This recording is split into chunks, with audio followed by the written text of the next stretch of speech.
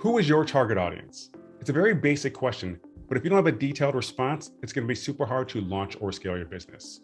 You won't know what products to develop, what channels to promote them on, and what content you can create to get them to stop scrolling and start engaging.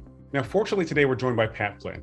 He's a teachable course creator, an entrepreneur, and the founder of Smart Passive Income. I'm sure a lot of you have heard his podcast. Today, he'll teach us how to identify our audience, how to research them and find great insights for them, and how to use those insights to create better products and services. Let's hop into it right now. I believe you cannot build an audience without first becoming self-aware. What comes to your mind when I say that? What comes to mind is how one can understand that they themselves can potentially serve that audience. If you are doing research of an audience, but you're not aware of the fact that you either have the drive to step up to serve this audience or the skill or the ability to find the skill to solve their problems, then this is all for nothing, right? And I think a part of this goes into before you build the audience, you become a part of the audience. I do really think that's important. And by becoming a part of that audience, you get to realize, well, how do these people talk? What's the language? And that way, when you have conversations with them later, when you're trying to help them, you can speak the same language and you can both understand each other. I know a lot of people who build businesses and then they start selling it and they have no idea why things aren't selling, but it's because they're using a language that's completely different than those who are on the beginning end of what it is that they're teaching. Secondly, you get to empathize. And I think empathy is one of the most important things anybody can have just in general, for relationships, for parenting, for business, as an employee, as an employer. I think empathy is so key. And it's almost impossible, if not actually impossible, to empathize with somebody or a group of people who you just met for the first time. I think it's important to ask questions in a way where you can begin to understand what's going through a person's head, and not just what, but why. And getting into that deeper level of who a person is and or who a group of people is, so that when it is time to create content, when it is time to create a product, when it's time to serve them in some way, you're not just using some made up avatar. Like in the avatar exercise is really important, right? His name's, Jim, and he's this age and he has this many kids or whatever. Like that's cool, because then you can start to determine, okay, well, this is who we're creating it for. But why not just find a real person or real people to fill in that role, such that when you have questions about, well, I don't know what a person in this space might think. Well, I can't go ask made up Jimmy, but I can go ask, Dawn, who I had a conversation with last week, who is struggling, and I can ask them, well, how would he feel about, something like this, which I might create, or maybe not. So when you become self-aware of the fact that you need to immerse yourself and understand fully, your behavior changes and your approach to business changes. So what Pat's referring to right now, I call that the lonely work. It's not as flashy as having a cool TikTok video or a viral Instagram post, but doing that lonely work is what gives you the information to build better products and services. And the impact cannot be denied. Now, right now, Pat's going to tell a quick story about a guy who went so deep on that work that he actually went into debt to better understand his audience. You had mentioned, understanding how a person feels. I know an entrepreneur who helps people who are in debt, help them get out of debt. Well, guess what he did to learn about this audience? He went in debt. He purposefully put himself in tens of thousands of dollars in debt so he can understand fully how that would feel like. It might sound kind of crazy, but when he started getting those bills, and started getting those follow-ups to say, hey, you haven't paid, we're going to come after you or your possessions, he started to really feel like how some of his clients felt. And, maybe you don't have to go quite to that level, but as much as you can and you're comfortable, you want to immerse yourself in a space so that you can make true recommendations. And you yourself are a part of this too. So you can also, empathize fully on both sides. Now, I've been in debt before, but it wasn't on purpose. One thing I did do on purpose, though, was this. When I first started out as a digital marketing consultant, so what I would do was I would go to free digital marketing events here in New York City. I wasn't really there for the information, but I wanted to hear the questions that the audience asked and how the presenters delivered the information. That's how I learned more about my audience. And you want to do the same thing. What conferences can you go to? Webinars, chat rooms, whatever it is. Anywhere you can learn more about your audience, that's where you want to be. So yes, there's a time invested in that. And I know it's so hard to invest that time when you're first starting out and you're focused on making money, but trust me, it will pay off in the end. Now, another investment you must make is building your audience. Pat's gonna go deeper into how we can do that right now and give you some very specific advice. Pretend you're talking to your best friend, he or she just started their own business, and they're not convinced audience building is necessary. They're saying, look, I'm good at what I do, that should be enough. What would you say to them to convince them of the necessity to build their audience? Oh, wow. First of all, I say, really? Okay, well, there is somebody out there in the world right now who's less skilled than you, who doesn't have as much experience, who has hundreds, potentially thousands of people who are hanging on to their every word, who trust them. And if you think that your skill alone is going to be enough to convince a person that you are their go-to person for this service, well, you're just kidding yourself. So, good luck. I would just tell them straight like that, and it's true. And I think that might help convince a person to realize, wow, it's not just the fact that I have a skill or an ability that's going to help me succeed. It's the fact that I can demonstrate this in a way that proves it, that builds trust and authority, and earns people's respect. That's going to get me the business that I desire. We all need friends like Pat who can tell to us straight like that. And I'll tell you again, being an expert at your job is a prerequisite. You do not get rewarded as much as you might think. Now, at a 9 to 5, sure, that's how you advance. As an entrepreneur, no. You want to get rewarded for who you are, not just what you do. How do you do that? You build an audience. Now, get ready to take some notes. Pat's going to give you some very specific steps on how to do that right now. And so how does this happen? Well, this is where we go, okay, well, what's going to give me the most leverage, right? What's the one platform I could get on that's going to help me get in front of the most people and build me the most trust and the most, audience in the shortest period of time? And that's a good question. But at the same time, again, it always comes down to, well, let's find out where these people exist first and let's talk to them so that when we pick the platform that is going to be our biggest lever, we'll know exactly what to say. We can even invite these people on and have ability to coach them right on and demonstrate that authority and proof right in front of everybody else. And if that sounds hard to you, well, good, because this is the hurdle that you have to get over to do this. And this is where a lot of people who may consider themselves introverts feel like they're a little bit at a disadvantage. It's like, oh no, now I got to put myself out there. Well, here's the thing. You as an introvert, you actually have an advantage because you can make deeper connections with less people. And when you're starting out, you can go deep with fewer people to find out more about more people. And so building those relationships, building an email list is what I would recommend at the start too. Going into forums, going into communities, being a guest on other people's podcasts, and having a place like an email list to bring people to where you can help them further, where you can communicate with them in a two-way street, not just one way, but two-way. Maybe you provide them some sort of worksheet or cheat sheet or something that's going to help them get a quick win or a quick result to help them help convince them to give you their email. Then those 10 people on your email list, you reach out to them. What are their names? Get on a Zoom call with them. Talk to them. Understand them. Those people represent the people who are most interested in what you potentially have to offer. And it's going to be a collaborative effort driven by the audience to create something that will bring more people in. Okay, a lot of great tips there. And as you follow them, you're going to start seeing some initial traction in regards to building your audience. Now, you might feel tempted to go deep on other platforms as well. People are saying you got to get on TikTok, you have to get on Clubhouse.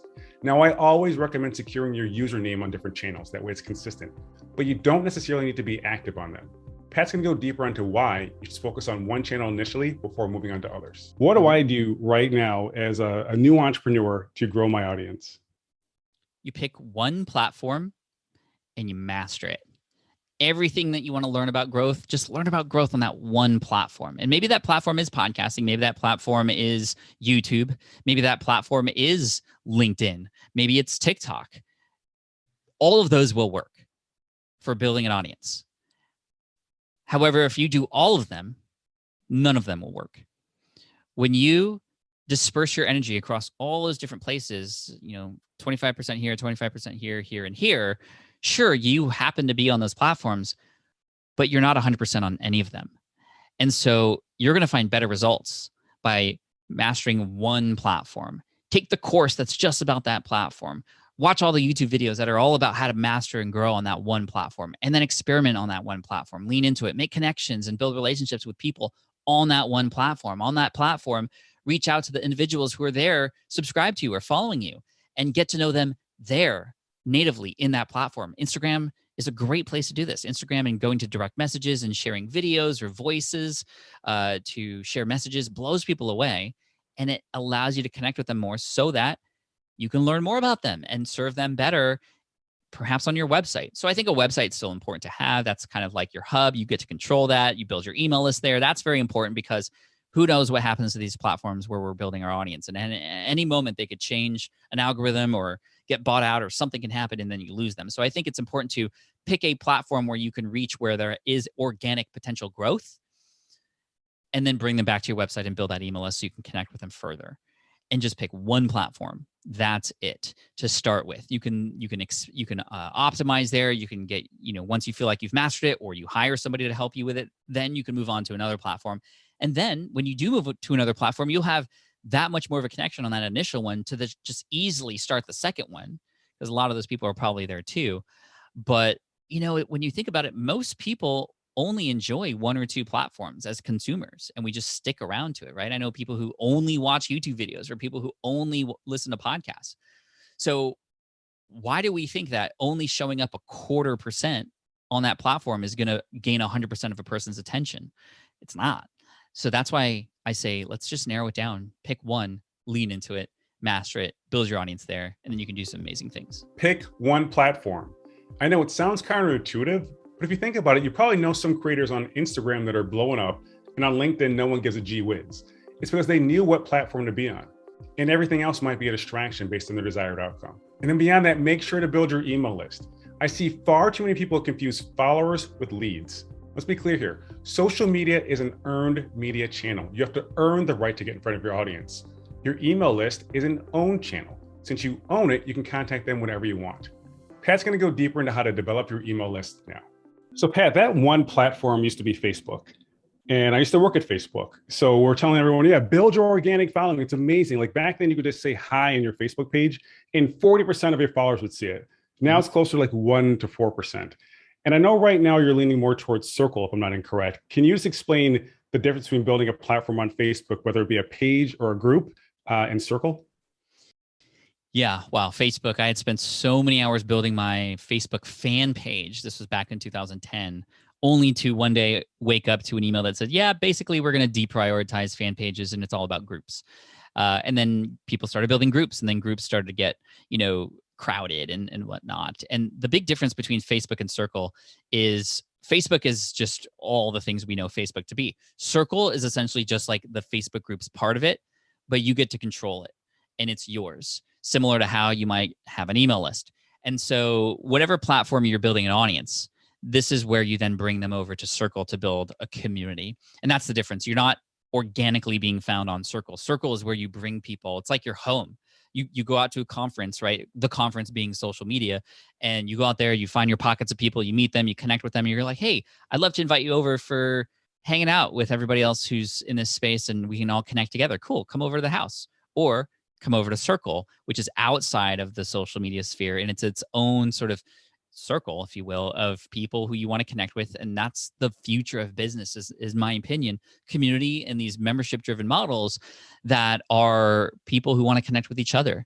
And this is why Facebook groups were a thing, and they still are a thing. But Circle allows you to take control over those groups and to have, your ability to better connect with those people. And it has all the same features of Facebook groups, or most of them, if not more and better.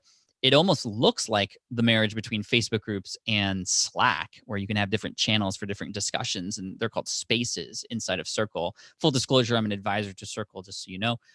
But it has been amazing to launch a premium community on Circle over the last year called SPI Pro. We have hundreds of paying members in there who pay not for more content.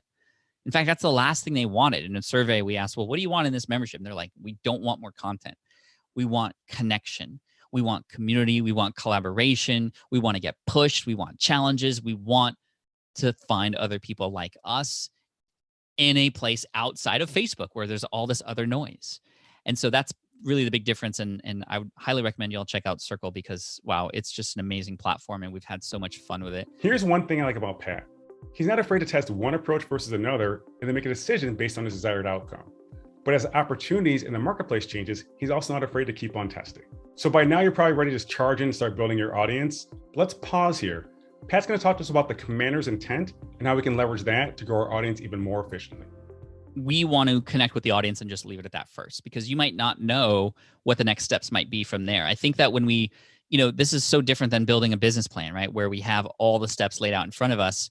I think instead of saying, okay, here's all the steps of the things we need to do, I think we just need to have what's called a commander's intent. What is your intent? My intent is to best serve this community in some way, shape, or form.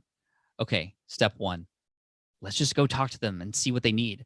You might find that the last thing they want is a circle community, because there's many of them that exist already, or there's so many Facebook. Maybe you might find out that they need accountability from a one-on-one coach.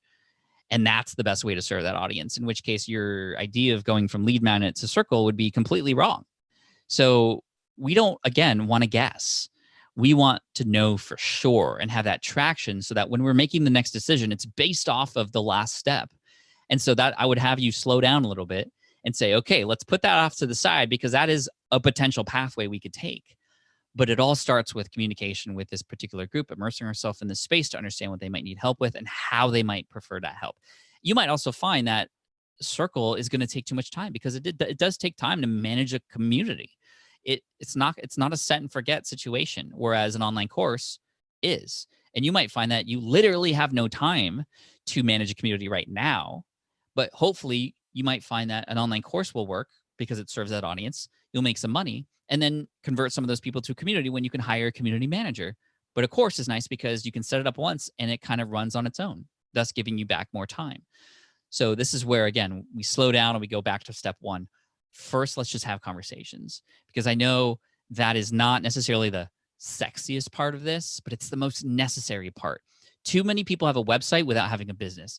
So many people have business cards without having a business. So many people have a social media account and say they're a business owner when they haven't even tested or even had conversations with their audience yet. That's the first step. That commander's intent requires delayed gratification and constantly focusing on your audience. And I know we're asking a lot of you. So you might be thinking to yourself, is this worth it? How much money am I going to make from this? Pat's going to answer that question for you right now. But I'd love to know, just in regards to audience building in general, how do you measure the ROI through direct channels like email and maybe less indirect channels like Clubhouse?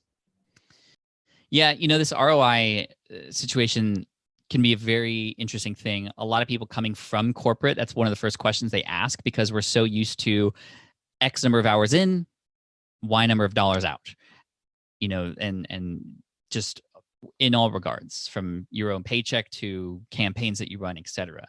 But when it comes to success online, it can be very difficult to measure how much money does this conversation I have with my audience get me back. And I think the ROI question is one I don't try to avoid, but I kind of just go, well, that's not the right question to ask right now. And I don't mean that to offend you, Terry. I know that you're just channeling what everybody's thinking. And I hope I'm not offending everybody out there, but you need to immerse yourself in a space. And the ROI on that is infinite, in my opinion. When you discover who these people are, what they might need help with, and what solutions they might need, that is not measurable, but it is infinite, right? And you can't measure infinite. I mean, infinite is infinite. But there's a million ways, an infinite number of ways that you could potentially solve even one problem, let alone how many different problems there are. So where ROI comes into play is when you start putting numbers to things. And if you have, for example, a campaign where you're running an ad, you want to know if you're spending this much money and how much money you're getting back. That's very important. But ads don't matter unless you know who you're targeting. Copywriting doesn't matter unless you know what words to say. And again, so it always stems down to those who are just starting out. Who are you doing this for, and what do they need help with? And I'm sorry I keep saying that, but there's nothing more important than that. And then it comes into, well, okay, great, I got a solution. I'm going to launch my thing. Maybe it's an online course or some group coaching program or something. If you start calculating ROI initially like that, it's not going to look very good. You're going to go, wow, I put in like 120 hours of work into all the conversations I've had, the development of this course, and just following up on the office hours. Like I put in 120 hours. I only made $2,000. And if I do the calculations, that's like 45 cents per minute or per hour that I'm making. That's not good at all. And then you go, well, I made way more at my job per hour. And it's like, those are the wrong comparisons, because you start out small, you get that one customer getting one result, and then you exponentially grow. And there is a period or a point of crossover between the income that you get doing it this way and the income that you would have had doing it the other way. And when you think about it, there's a ceiling on what you could have earned in your position at a 9 to 5 or your other job. There's a ceiling. There is a ceiling. As an entrepreneur, there is no ceiling. It's as big as you want it to grow. Obviously, it comes with work, but you get, over time, you get paid for the work that you put into serving others. You can make the same amount of money in your job working far harder than the other person. In fact, you can make way less depending on what part of the hierarchy you're in and your income level and, the compensation structure, et cetera. So I would much rather have the opportunity to go much higher as I want to go, with much more freedom, not just in money, but mostly in time. So obviously the ROI part's a really tough question to answer. But if you go into every single interaction thinking, what am I going to get out of this? You'll miss out on the lesson. You should be thinking, what can I create? An opportunity to learn, to help someone, to build a better business. There's always these small, seemingly insignificant things that can lead to radical outcomes. But if you stop to just micro-analyze every opportunity, you'll never get a chance to get that reward. So by now you're thinking about next steps. How can you put all this information into action? Pat has a great opportunity for you. He's going to explain it to you right now. The Audience Driven Summit is coming up October 12 and 13. It's completely free, and we are putting together an amazing roster of people who are amazing audience builders, and they serve their audience very well. And they're going to talk about what's working today and what's going to work next year, and what are the trends right now in audience building. So there's no better place to go if you're interested in building an audience, audience-driven.co. So that summit sounds amazing. You should definitely check it out. It's going to be a good way to continue the learning experience from today. But before we wrap up, Pat's going to share his initial hesitations he had around building his audience. I think it's going to be very relevant for you because it's going to address some of the hesitations you might have as well. But on your end, again, when you're first starting out building your audience, now being an introvert, was it challenging for you to create videos, to create audio content? How did you push through any of those barriers that came up? I was definitely hesitant to create video and audio content. And this is why I started out as a blogger. In 2008, I started Smart Passive Income blogging 3 times a week. Very happy to do so because I could just hide behind my keyboard. You didn't even see a photo of me on the website. And when it didn't even I was like hidden behind glasses, and I didn't put my full self in there and such. And then in 2009, I started my YouTube channel because everybody was creating YouTube channels back then. And it was a great way to bring more organic traffic back to your website. And I was all about website growth. However, I was afraid to put my face on camera. So what I did was I did screen recordings. I did screen recording tutorials of different software and tools to show people how to use them. And it was just my voice. But I wasn't as afraid because people were just watching the screen, and I knew they just wanted the how-to. They didn't care about me. As long as I helped them get that solution, well, then everything was good. And that's a big lesson. As long as you help people get the solution, it doesn't really matter what you look like or what you sound like, to be honest. And then in 2010, I started my podcast. I had a little bit of training, thankfully, because I did those voiceovers for those screen recordings. But even then, I was still very afraid because the podcast felt like a lot more personal. It was me telling story. It was me asking questions on interviews. It wasn't just me sharing how to do something on video. And so I actually was very scared, so much so that it took me 1.5 years to finally record my first episode. I actually made a claim on my website in 2008 that I was going to start a podcast. I bought the equipment, in fact. But my first episode didn't come out until July of 2010. And it was because I was so afraid. I was afraid of what people would say. I was afraid of what people would not think it was good or hate the sound of my own voice. And there was only one person that ever said anything about my voice, and it was me. I'm the only person that ever said anything negative about that. And I think that just speaks to the fact that we always try to get in our own way. And if only I had launched it sooner, because it became the #1 way that people have found out about me and my brand. It still continues to be that. And if I had just even a couple more years ahead back then, that would have exponentially grown into much more. It's like investing. The sooner you do it, I mean, time is on your side. But if you don't have a podcast yet and you're interested to get started, you should start now because it's still in its early phases. We just have less than 2 million podcasts out there right now. When you compare that to 500 million active blogs and 50 million active YouTube channels, we're still in the early days. And when you think about how people consume podcasts, people are listening just like you're potentially listening to podcasts on your own device right now for 30 minutes, an hour, 2 hours, 3, 4 hours at a time. And on a video, people might only watch for 5 minutes, or on a blog post, they might only read for 5 minutes and they're skipping around. So Yeah, it took a while, but every time I felt that way and I finally done it, I always go, man, I only wish I did that sooner. What was I so afraid of? What was I so afraid of? Well, it's a good question for us to ask. Maybe you're afraid that you're going to fail or that no one's going to be listening. Well, guess what? You are going to fail, and initially no one's going to be listening. But if you learn to see failure as data, you'll keep on getting better and better and better as a result. Here's what you should be afraid of: not reaching your full potential. And if you let your best idea stay trapped inside of your head, that's exactly what's going to happen. So go ahead and get started today. Everything you want to accomplish is on the other side of that fear or hesitation. And there are people out there who you don't even know that are waiting to hear your voice.